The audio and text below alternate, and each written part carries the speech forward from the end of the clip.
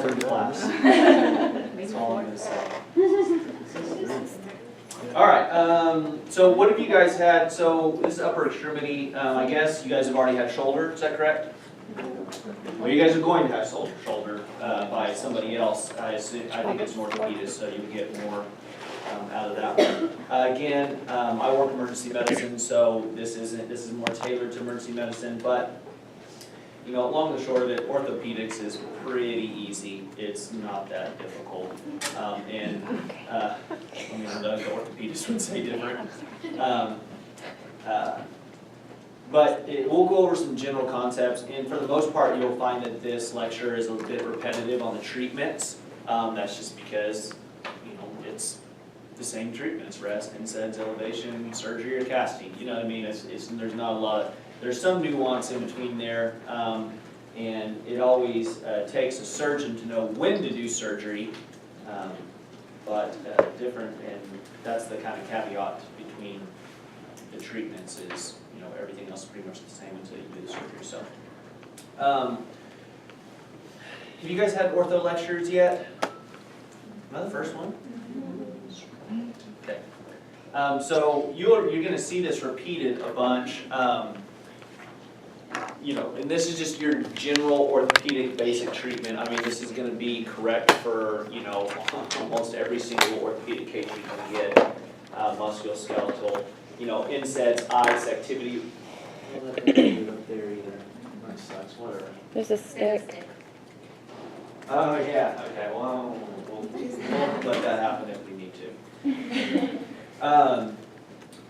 So NSAIDs, ice, activity restriction, physical therapy, occupational therapy, those are pretty much no-brainers. I mean, I hope by the time you guys are in this program now that you'll have understand the benefits to all this.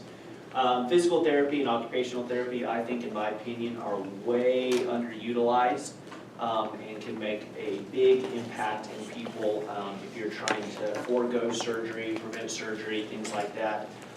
Especially, you know, back pain, muscle aches, body aches when you get older.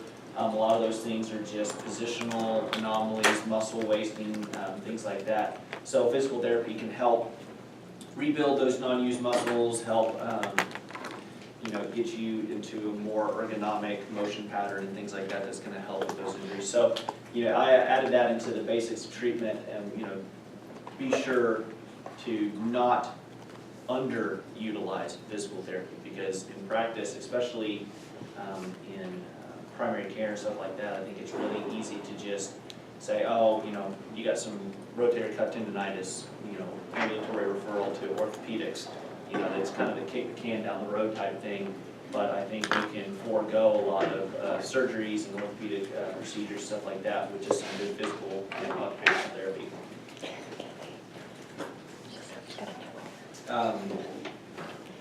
You know, in activity restriction is kind of an interesting thing, and it's kind of, it's so intuitive to me. And I think there's this meme on the internet about something about, like, you know, some old lady's coming in and says, it hurts when I move this shoulder, and the doctor's like, well, don't move that shoulder. You know, and to me, I was just like, you know, amen. You know, if it's hurting, give it a rest a little bit and see if it gets better before jumping on to, you know, throwing a bunch of Norcos and Percocets and all that other shit at them. You know what I mean? So, okay, have you guys had radiology, x-ray, stuff like that yet? Okay, so this is just going to be basically kind of an overview of fractures, fracture morphology, and I put it in there just because, when you're in emergency medicine, your primary care, urgent care, whatever, or orthopedics, and you're taking care of somebody that has an acute fracture or something like that, you're going to want to call an orthopedist and describe a fracture to them. And there's no worse way to sound like an idiot when you're saying, oh yeah, they broke their arm. Well, where, how, what does it look like? I don't know, it's the right arm. So we want to you know, be a little bit smarter about how we describe that. First of all, cite where on the bone it is, diaphyseal, metaphyseal, epiphysis, things like that. You know, that's nice in theory. In practice, I think I typically more shaft, proximal, distal, growth plate, things like that used to describe fracture morphology. But in your orthopedic tests and boards and stuff like that, you may have these terms thrown out at you, so you need to be aware of where exactly they are. And they do have a lot to play in fracture repair and bony regeneration, about where exactly it is on the bone. Okay, so fracture description. Is it complete, incomplete? Is it crack, hairline, buckle, green stick? They're all kind of terms that have, very specific types to them. Knowing your different fracture morphologies, is transverse, is oblique, is spiral fracture, comminuted, segmental. Each one of these, sometimes, depending on your fracture, has different mechanisms that are associated with it. So you guys been told to worry about spiral fractures at all? So spiral fractures are sometimes indicative of abuse or arm twisting, things like that. But not to say that they don't occur in normal trauma, but if it's some kind of atraumatic cause, somebody coming up with a spiral fracture, he just, fell down the stairs and there's a spiral fracture of his femur, or a little kid, sometimes a little suspect. And the configuration here, we just went over that, so. Relationship of the fracture segments, are they displaced, non-displaced? They can be angulated, translated, rotated, distracted, shortened, overriding. Look those up. I think I have them in the, did you guys get the notes page? Okay. The notes page is more detailed than what the PowerPoint is. So for studying purposes, things like that, I'd refer a lot to the note page on the specifics instead of just basically reading off exactly what those are. Displacement and angulation are two important aspects, because in the fractures and injuries that we're going to discuss up here, especially the upper extremity and the lower extremity, they have a lot to do with treatment of them. The amount of angulation, the amount of displacement can be the determining factor between whether you're going and putting some fixation hardware in there, or whether you're just casting them for 8 weeks and sending them home. And then obviously the relationship to external environment, closed or open. If you have a bone sticking out of your arm, it's going to be a little bit different than whenever it's inside your skin. So that's going to be a big difference. So Salter-Harris classifications, you guys have PEDS, right? No? You guys heard about this yet? Okay. So Salter-Harris classification is how you classify a fracture in somebody who has an unfused growth plate, mostly your pediatric patients. It goes from normal, no fracture, to type 1 to type 5 there. And it's easy to there's a little bit of a mnemonic, I guess you could say. I always just remember it is type 1 is just straight across, which are very difficult to see. It's going to be very difficult to see a type 1 Salter-Harris fracture. You're talking about a fracture that's straight across the epiphyseal plate with no comminution, so it's difficult to see that type of thing. Type 2 is going to be above, type 3 is going to be below, type 4 is up and down, and then type 5 is just basically a crush injury. This one's going to be more obvious because you're going to see the comminutions of the parts of the bony fragments, and so that's a little bit easier to determine on an X-ray. These Salter-Harris classifications are always end up on boards. It's always a board question type thing. If you have a fracture that goes isolated above the epiphyseal plate of, lateral malleus, what type of Salter-Harris fracture would this be? Would be a good question to ask. Okay, that's it. This just is a quick kind of brief overview of fracture descriptions and morphology. I know you guys have memorized all of this already, so as we go down into our individual injuries, I'm going to have x-rays, and I'm going to kind of call on random people. Sorry if you don't like to be called on, I don't care. And you're going to have to describe that fracture morphology to me.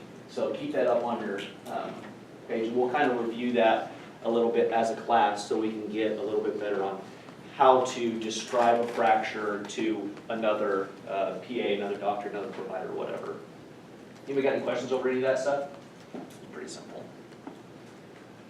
Okay, shoulder, we're not gonna do any of that. Let me just go through here, we'll be faster here, because you guys are doing shoulder. Last year I did all upper extremity. But you guys are gonna have somebody more qualified in shoulder. Okay, any questions over shoulder? Good.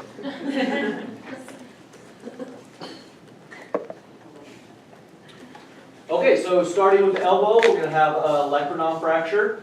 So typically fall directly onto a flex or extended elbow. It's gonna be somebody that kind of falls down like this. It's gonna hit right on the tip of that olecranon. Examination, you know, it's gonna hurt. You're gonna tender palpation. The olecranon, sometimes you can feel some crepitus within the joint itself. You can see a deformity. Sometimes you can kind of move the bone around there a little bit. You can have painful range of motion, obviously, because it's right there at the joint level. Radiology, so 2 to 3 view of the elbow. You need to get a good view of the olecranon, you need a true lateral. So that's an X-ray coming directly laterally to get a good view of that elbow. Whenever you're doing your AP and your obliques, the olecranon kind of gets stuck behind the radial head and the ulnar head there, and it's difficult to see sometimes. So, you guys had radiology yet, or you kind of added a little bit into each thing? Okay. Just a general rule of thumb: one view is no view. Everybody told you that yet? So one view of an X-ray is worthless, right?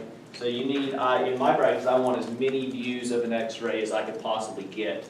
If you're doing some kind of fracture reduction and you already know where the fracture is and you're looking at a specific spot, a one view X-ray may be appropriate. But if they come in acutely and you don't know exactly what's going on, I mean, minimum 2 to 3 views.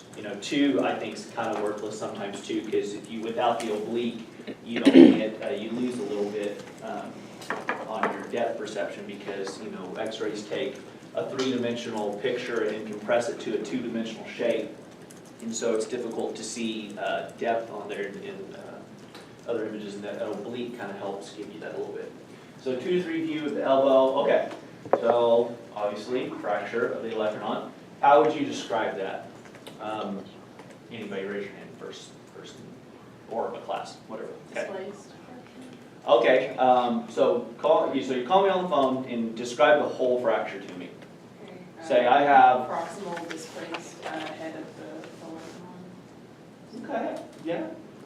Head, I mean, you can just say olecranon. I don't know if olecranon has a head or a body or not.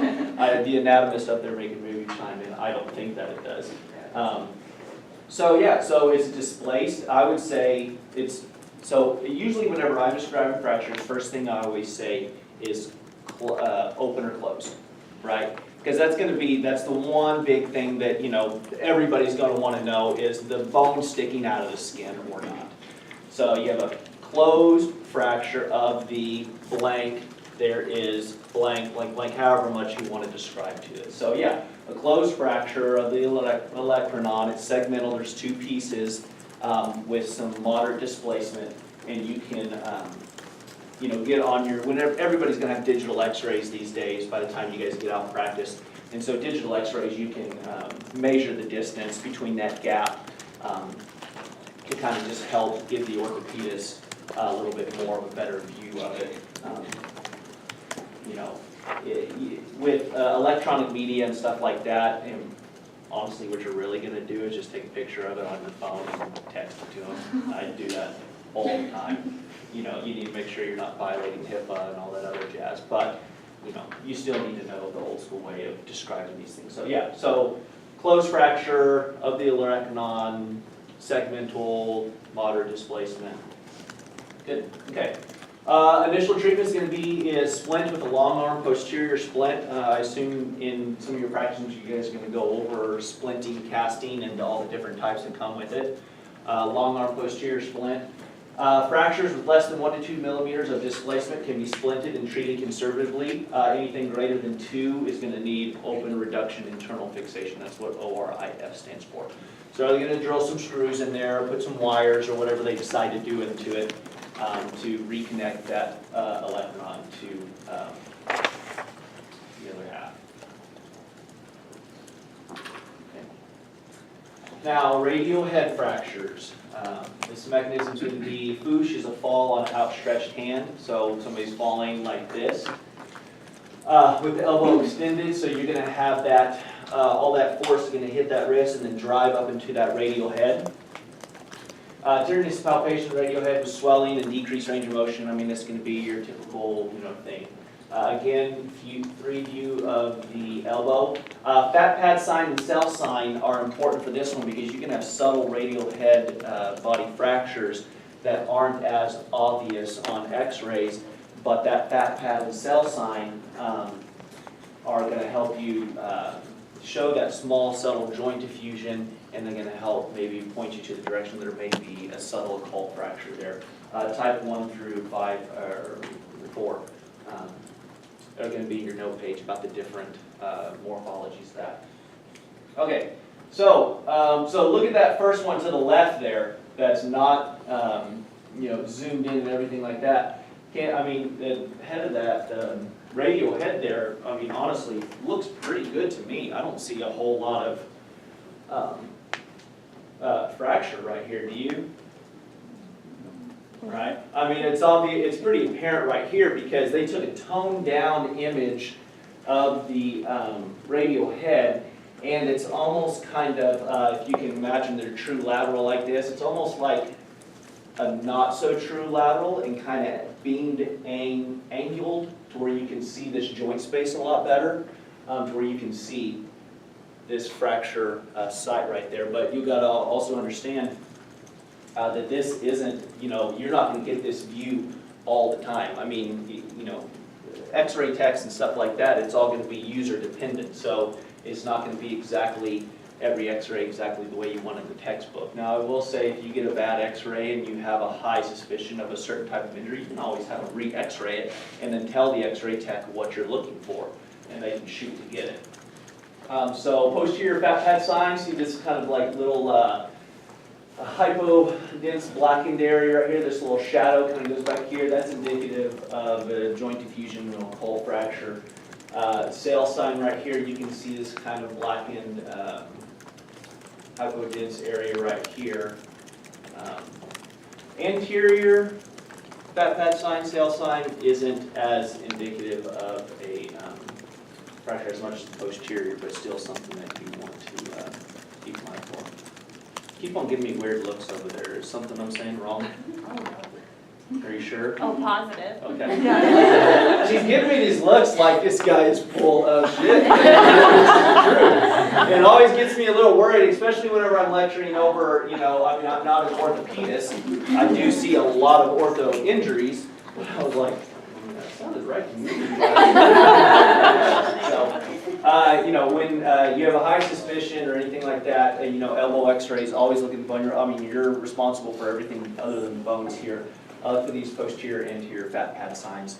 If you see those and you don't see a fracture, what do? Sure. Next picture shows the same thing.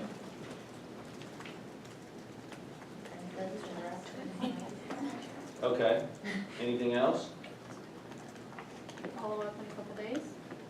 Sure. What would you do before they leave? Splint. There you go. Splint. It is never wrong to splint an injury. Not that I can think of. Maybe some orthopod will come up here and tell you different.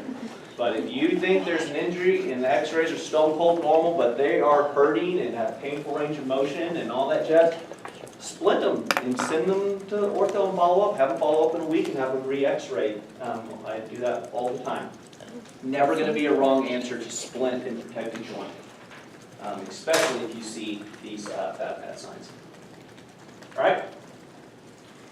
So type 1, no displacement can be treated conservatively, splinting, early range of motion. Type 2 through 4, you need ORIF, and in your notes page again, we'll go over the different types of radial head injuries. Okay. Elbow dislocation. So most common posterior lateral dislocation. Children, most common. This is going to be your foosh again. I don't know why there's an I on the end of that. It's a typo. So the examination, obvious deformity with loss of range of motion. You need to be very careful of neurovascular status. you know, all the nerves and arteries that run through the back of your elbow. I mean, you guys are all anatomy geniuses, right? You better say, yeah, your anatomy teacher's right behind you. So be very careful of doing all your neurological examination, and it's good that Dr. McNeil is going to go over that with you here today after class, testing radial, ulnar, and median nerves. Make sure you don't have any injury of those, and vascular supply. So anytime I have an extremity injury, I'm always checking pulses and capillary refill to the distal end of that extremity. That's always important. And sensory and motor function is important too. Now you can't, it's difficult to have them mobilize, well they obviously can't mobilize because they're, you know, dislocated, but making sure they have, you know, good finger to thumb and all your different neurological musculoskeletal examinations we get, and sensory too. So again, true lateral, preview the elbow, terrible triad. This is, you know, you'll find that sometime in your test literature. It's going to be an elbow dislocation with the radial head and a coronoid process fracture. Treatment is going to be closed reduction, splinting the long arm posterior cast, and obviously referral to orthopedics. So you want to get that thing reduced sooner than later, especially if there's a lot of vascular compromise.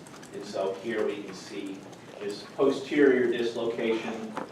There's, you know, a few, this is probably a chip of some kind of one of the bones, you know, difficult to say which, obviously in the joint space there. But other than that, you know, that's just a one view, right? One view is no view, right? Right. Other than that, I don't see a whole lot of injury there. So, you know, reduction of elbow dislocations. You know, there's all sorts of techniques. We didn't go over shoulder, so we didn't talk a lot about the other techniques. But there's all sorts of techniques, and you can look them up, and they all have fancy names and things like that. From my experience in the emergency department, reduction of fractures is trying to get the bones in the place that they're supposed to be. So you're going to provide traction, counter traction, and manipulation in the opposite way of getting in there. So, and that's kind of down and in. So you're going to, or that's you know, superior riding high and in. So you can pull down and out, right? It makes sense. I mean, it's, you know, you could look at that X-ray and say, hey, how would I need to pull that person's arm to get in the right place, right? So typically, you're just pulling downward traction on the you know, radius and ulnar right here, the forearm, and providing counter traction of the humerus up. You also got to remember all the musculature and stuff like that. The tendons are going to tighten up, especially the longer that a dislocation is out of place, the more swelling and tightening of the musculature around it is going to happen. That's going to make it more and more difficult to put it in. Yes, sir. I'm just curious, would you be standing behind them or in front of them to do Stand that? up here. You okay? So what I would do is you just take their elbow right here, and you can get a towel or a sheet, tie it in a knot. I mean, they're obviously going to be laying down, so you got to think of her like this, right? Tie a sheet, put it underneath their axilla right here, and you're going to have somebody on the end of that sheet providing counter traction, so it's going to be pulling this humerus up, and then you just take the forearm here, pull it down and forward, right? So you're having somebody pull up here, this down, forward. And I mean, it's nothing special about it. You know, the shoulder has a bunch of different ways you can reduce the shoulder, and a bunch of different fancy names with it. And the shoulder is a little bit more of a difficult thing to get depending on where it's at, because it sometimes has a lot more musculature in there, and you're trying to get this kind of more of a cup action. Then this is just kind of, just kind of slides in there. Okay. Not as hard as you would think. But traction, counter traction works really well on this. Okay. But the main takeaway point from this is neurovascular status. Do not miss that. Do not miss somebody who has damage to one of their arteries or damage to one of their nerves. All these fractures. Does my note page detail the injury types of the neurovascular in this one? If it doesn't, just go look it up, because that's important too. I'm pretty sure I thought I put it in there. Okay, everybody good on elbow dislocations? Okay. Radial head dislocation. So this is also called a nursemaid's elbow. Have you guys heard about that? Super common injury in young children caused from axial traction, pronated form, full extension. So basically it's just, you know, one of the parents or dads, whatever, trying to swing their kids up. They grab them by their arms, pick them up and swing them up, or, the nursemaid, I think the classic, where the name comes from is, you have the nursemaids, which are kind of like the nannies in the old days. You had a child that was, acting up or whatever, and they would just grab their wrist and pull them along and then dislocate that radial head there. That's really nice. Painful joint, child doesn't want to move it. These things are always difficult to assess from an H&P because you can't talk to a kid, you can't tell them to move it, they don't know where it hurts. A lot of times parents will come in as like, they fell or they were playing around with their sister or whatever, and and they don't want to move their arms. So, and you try to go to a 2-year-old and say, where does it hurt? So does it hurt here? And they're just bawling, you can't get anything out of it. So, this is a kind of a clinical diagnosis. You don't really need to get any films on it. If you're at a high, if you have a high clinical evidence of suspicion, and a lot of times I'll diagnose this as I'm doing my exam. So, so you can see here the radial head dislocation as they kind of point them up. And this treatment here is just supination, flexion, hyperpronation of the arm. So if you don't mind, just have to get real quick. So a lot of times you'll just have them right here, and so you can feel. Put your thumb right there on that radial head as things are going. And I'm doing this as I'm doing the exam. I'm talking to the mom. I'm like, oh, okay, yeah, they fell, they're crying, whatever. And then as I'm doing this, as I'm kind of feeling for this kid's elbow, I'm doing these manipulation things right here. I'm doing it as I'm examining them. And you'll feel that it'll click right back in. So that hyperpronation, just get their wrist and just start turning it, and I kind of sometimes will press on that from laterally to medially on that radial head, press in on it, and you'll just feel it go, and you'll feel a click and you'll hear a click, and then that's it, you're done.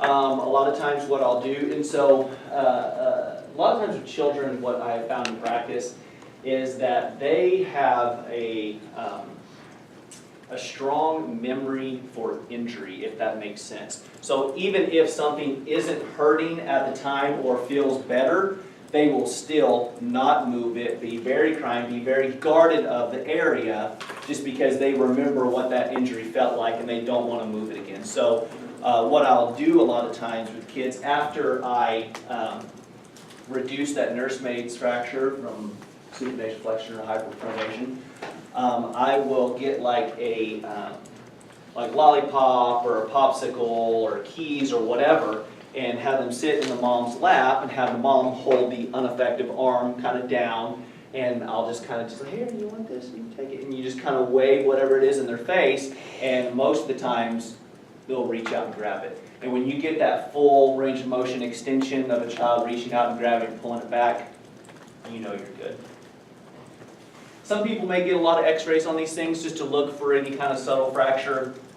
I don't. I mean, it's just one of those things. Unless the mechanism of injury is trying to tell me something more of just a simple nursemaid's elbow. You are doing that manipulation, you feel that click, all of a sudden the kid's moving their arm a lot more, you're done. Easy breezy. Obviously you wanted to make sure and you watch them, make sure there's no wrist drop or any kind of, it's a real low risk for neurovascular injury in these ones, but you need to make sure you document it after that. Any questions over that? Always going to be, I'm pretty sure there's always 4 questions over a nursemaid's elbow. I mean, it's one of those things you're, can see a lot in whatever practice setting that you have. So, radial head dislocation, from mom pulling on shoulder, supination, flexion, hyperpronation. So the flexion is one of the more important parts, and maybe I didn't detail as much on that thing, is you want their arm flexed as you're doing the pronation, supination reduction there. It doesn't work as good when you're doing this. So you want your humerus isolated to where you're very small, kind of move around with that. Okay, any questions over that? Good. Epicondylitis, so medial, can be golfer's elbow, lateral is going to be tennis elbow. These are very common injuries you're going to see all the time, primary care, urgent care, emergency medicine, ortho, whatever. They're overuse injuries from repetitive eccentric forces, your muscles involved in your pronator teres, flexor carpal radialis, localized tenderness palpation, medial elbow, and the tennis elbow lateral is going to be tenderness palpation on the lateral elbow. Now you can obviously see tennis elbow comes from doing backhand, so it's going to be any kind of repetitive motion that goes like this. You're going to have injury or tenderness to the area right there, and then golfer, as the golf swing comes through, the force is going to be on the side part of the elbow. This thing is not a big deal. Treatment is going to be conservative, bracing, splinting, PTOT, and obviously all the rest of the stuff that we talked about in the very first class. The main thing in this one is going to be activity restriction. So you're going to tell the old millionaire not to get on the golf course all the time, or his rich wife to quit doing backhands with her, tennis pro. They have to sit and have dinner with each other and talk. It's going to be terrible. So activity restriction, NSAIDs, making sure they get that cycle of inflammation knocked down, things like that. It's also important, one caveat to the whole NSAIDs thing, this is kind of off topic, but a lot more research going into NSAIDs and COX-2 inhibitors and things like that about the cardiovascular risks associated with that. So you need to think about that before you put, your 65-year-old 5-vessel cabbage, ischemic heart disease, chronic stable angina patient on a shit ton of NSAIDs, and you're going to give them another heart attack or give them a stroke or whatever. So it's not something you want to willy-nilly just be throwing anything at them, even though it happens all the time. So with that caveat, just make sure that your patient isn't having a bleeding gastric ulcer or whatever before you put them on a ton of NSAIDs. Okay, bicep tendonitis, bicep rupture, more common people perform frequent pulling or lifting. This is going to be a lot of weightlifting injuries or blue-collar workers that are lifting a lot of heavy stuff, obviously. Examination with rupture of the bicep tendon. It can be visible, the palpable mass or hematoma. You'll feel it retract up into the bicep itself, and you'll actually be able to feel the tendon. The tendonitis produces pain in the insertion site. So Speed's test and yours, whatever, how you say that name, yours Boston's test. So Speed's test for bicep tendonitis / rupture. So bicipital rupture is going to be obviously different than bicep tendonitis. It's going to be inflammation along the tendon in the tendon sheath, and ruptures obviously where the muscle belly ruptures or the tendon dislocates or whatever. With the rupture, it's going to be very obvious. You're going to have a big bruise on somebody's arm because you're bleeding from that muscle. Is going to be big bruise, big hematoma. So if they have a bicep, one head of their biceps rupture, will they still be able to move, flex their arm back and forth? Yeah, because you got a bunch of different muscles that flex your forearm, right? Anybody know those muscles?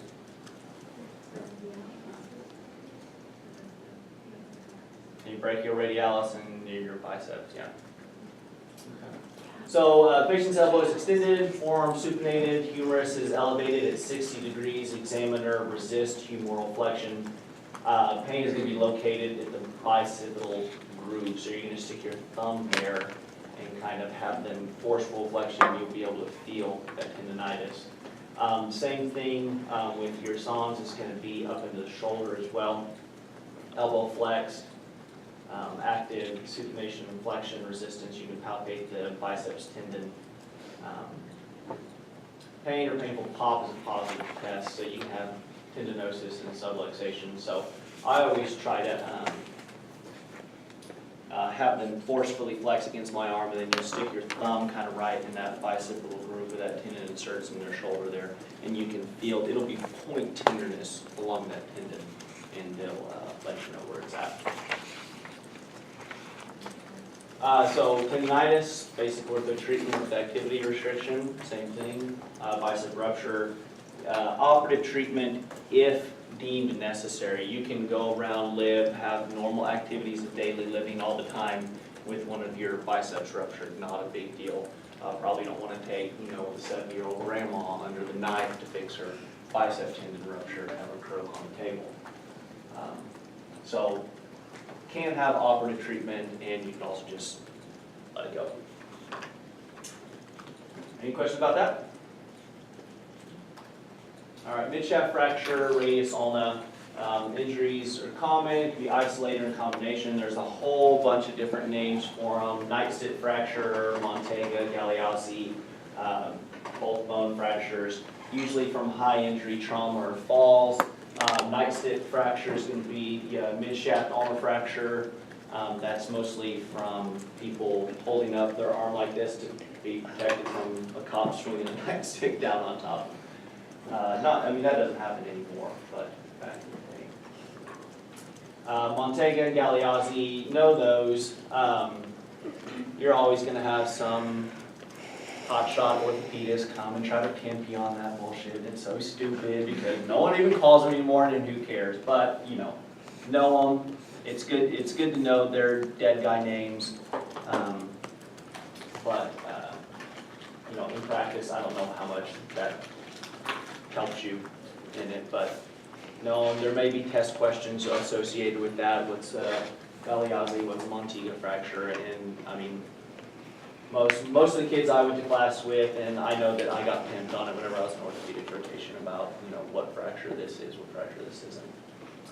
So Galeazzi finds radial midshaft fracture associated with radial ulnar joint instability. Montega is found proximal third ulnar shaft associated with dislocation of the radial head. All right. So Montega, dislocation of the radial head, more proximal shaft ulna, right?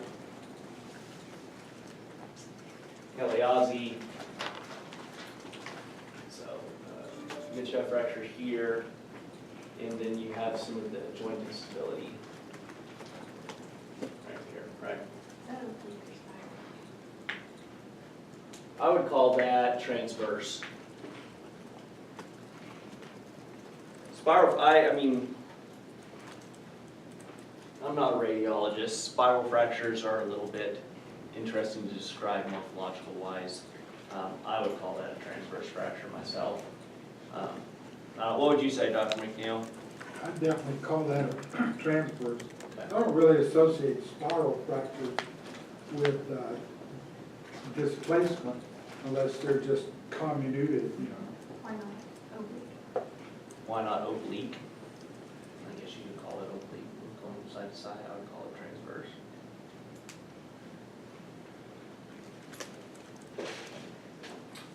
All right, fractures of the radius and ulna.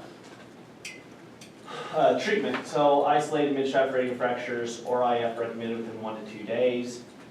Nightstick fractures can be non-operative.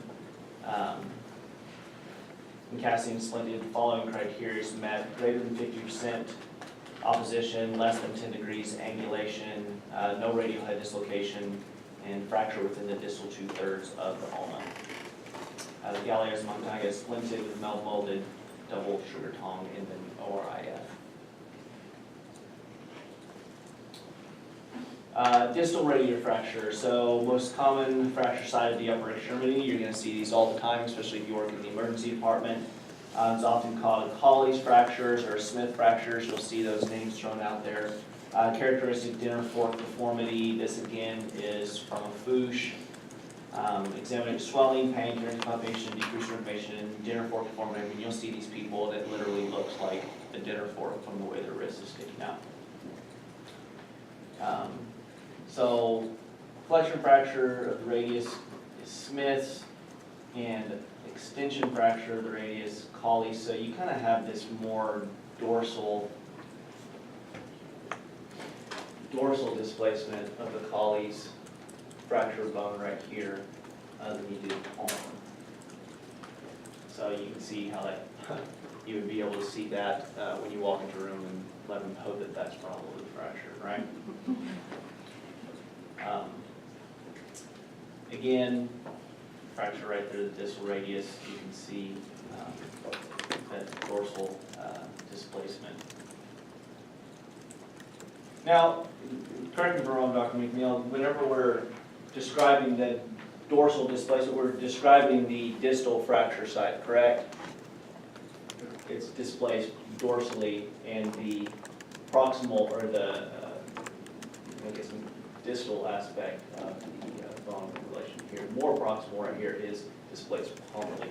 But when you're describing it, you're describing the actual distal segment of the fractured bone and where it's displaced. So dorsal, palmar. And you can see this distal aspect of the head of the radius is displaced dorsally. Does that make sense? Or did I just confuse you guys? Make sense? Okay. So displaced versus non-displaced.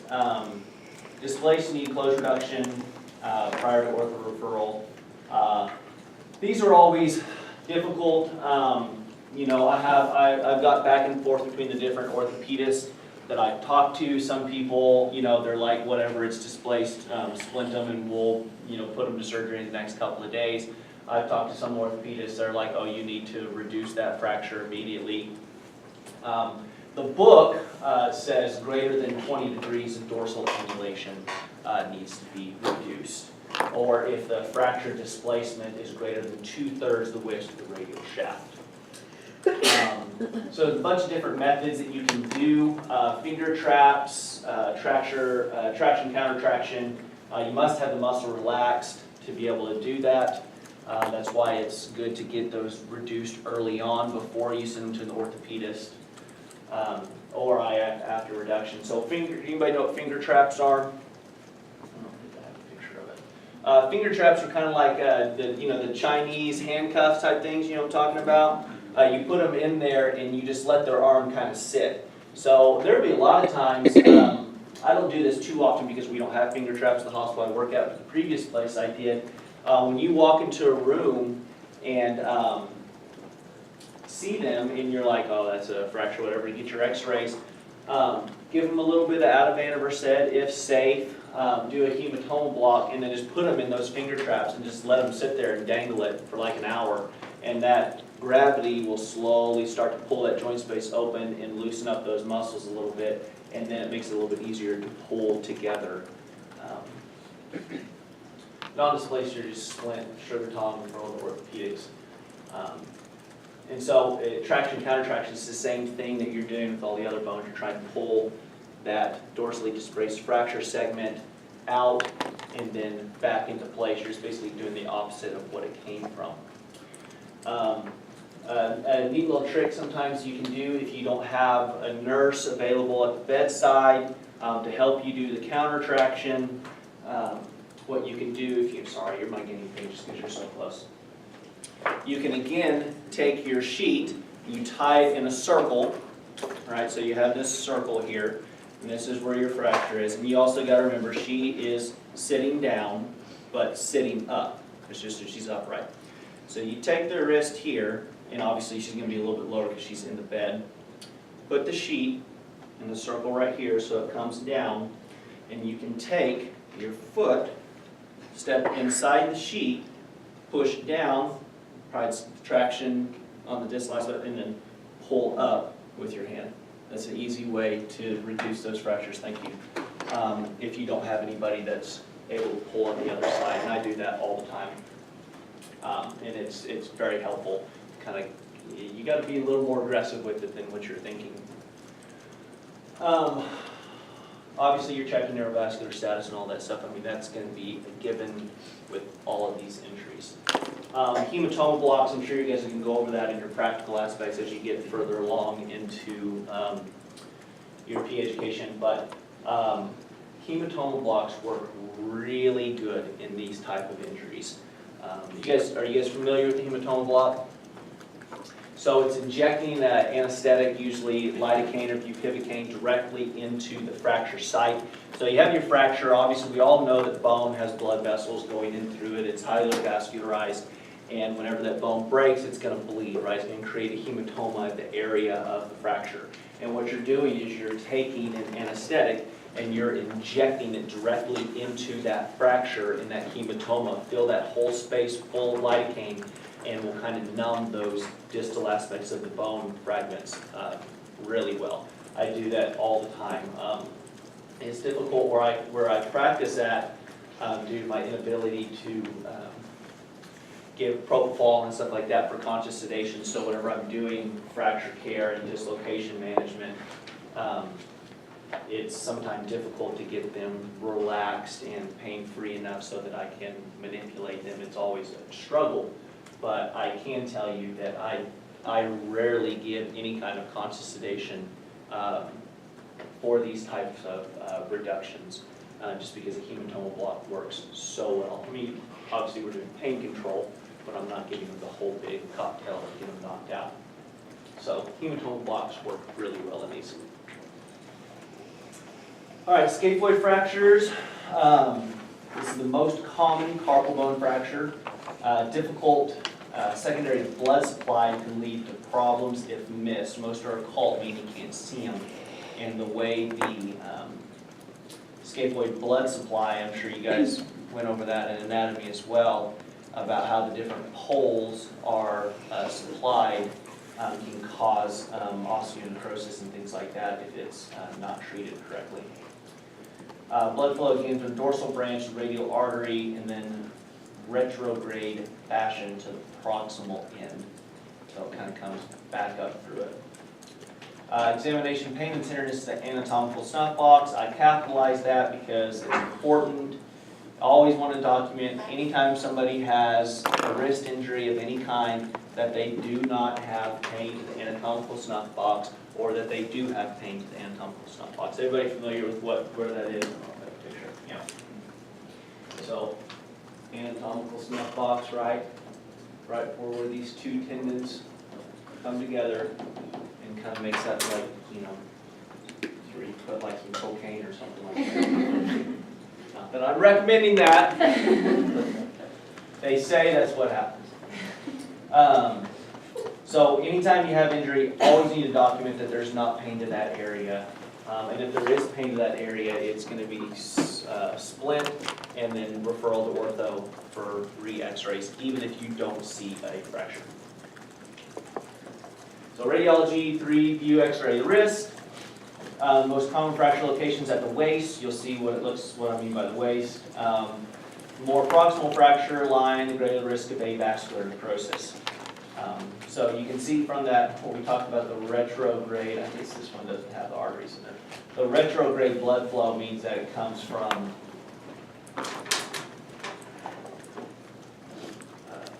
distal back in. So it comes around and the blood flow comes from distal to proximal. So the more proximal fracture site of the scaphoid, the more chance you're going to have the avascular necrosis attack that area. Scaphoid fracture, avascular necrosis, anatomical snuff box. Commit all three of those to memory. Always a question. Always going to be a question on some test. Always going to be some kind of board question. That's like, whenever you hear scaphoid fracture, anatomical snuff box, avascular necrosis, I mean, you guys should not even have to think. You shouldn't have to expend any brain power in figuring that out. It should be rote memorization. Remember that stuff because it's always on your test. And, more practical versus important. MRI is suspicious for a scaphoid fracture. Negative x-rays, you can get MRI of it and see if there's any fracture there. Initial treatment is going to be splinting with a thumb spica. That's capitalized for a reason. I capitalize things in my PowerPoint for reasons. That's important. ORIF if displaced. Complications, avascular necrosis, and non-union of fracture segments. you know, you're not gonna kill anybody if you miss it, but you can cause them to have arthritis in the wrist for the rest of their life, and that's not gonna be that fun either. So, there you go, scaphoid fracture there. That one's pretty obvious to see. Most of them aren't as obvious as that fracture. So you'll see, in my wrists, my carpal bone fractures, that's probably the one I pay the most attention to whenever I'm looking at an x-ray. And the problem with the x-rays general of the wrist, you're gonna get 3 views of the wrist, and each view is designed to highlight a specific carpal bone or a specific area of the wrist. So the image that you see right here is the one truly great image of the scaphoid that you're really going to see. And that's the reason why they take it, is because it highlights those certain carpal bones right there. But it's going to be difficult to get multiple angles, multiple viewpoints of the scaphoid on your x-rays. And that's why if there's any suspicion for it, especially with that exam finding of the anatomical snuff box tenderness, just splint it in thumb spica, send them on down the road to ortho, they'll re-x-ray it, you know, in a couple of days or a week or whatever, and then sometimes those occult fractures become more apparent over time. Triquetrium fracture, second most common carpal bone fracture. Fouche, point tenderness dorsally along the ulnar bone within 1 to 2 centimeters of distal ulna. Treatment is going to be immobilization with a volar splint, wrist and slight extension. Fracture. I don't know if I've ever seen one of those ever, but I'm sure they exist. You know, and obviously you have a lot more carpal bones, carpal bone injuries. I didn't put them in this lecture. They're a little bit more specialized. We have, you know, lunate dislocations, perilunate dislocations, all sorts of different fractures. There's a lot of other subtleties that go with upper extremity stuff, but I think for testing purposes and for practice purposes, if you're going to be working as an orthopedist in an upper extremities specialty clinic, then you'll start to get more detailed into those other fractures. But for generalization practices, I think those are rare enough that we don't have to add them in there. Carpal tunnel syndrome, and you're going to see this all the time no matter where you are. Complex systems caused by pressure along the median nerve, risk factors, obesity, female DM, sustained wrist palm pressure, repetitive hand and wrist. SE. I mean, I have a bunch of weird letters added in there. I don't know what that means. Sorry, I think it's a typo. Repetitive motion, you know, PA students that all they do is type every word that lecturers say, get it a lot. Whatever. I'm a guest lecturer. You're supposed to laugh whenever I make jokes. Thank you. Mechanism of injury, repetitive injury, overuse. So the hallmark is going to be pain and paresthesia along the medial nerve distribution, right? Where's the medial nerve distribution?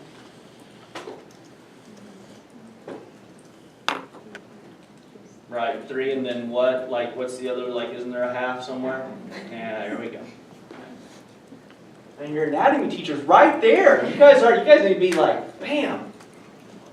Anyways, pain and paresthesia along the median nerve distribution. Severe cases, you can have weakness and atrophy of the thenar eminence.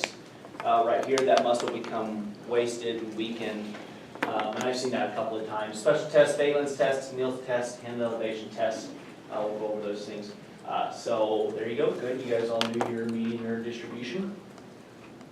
Valens and Tennille's. So valens, where you just put your wrists together like this. Basically, that just increases the amount of pressure and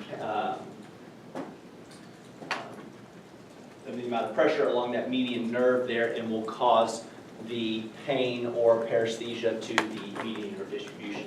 And again, Tennille's is going to be reproducing that same type of pressure, and you're basically just going to tap on the wrist. Super scientific. Just do one of those things, and it causes pain over that area too. And symptoms can be pain, anesthesia, paresthesia, numbness, tingling. A lot of times it's going to be more paresthesia and pain associated with that. And you guys remember, I mean, this is pretty obvious for the carpal ligament there, the carpal tunnel.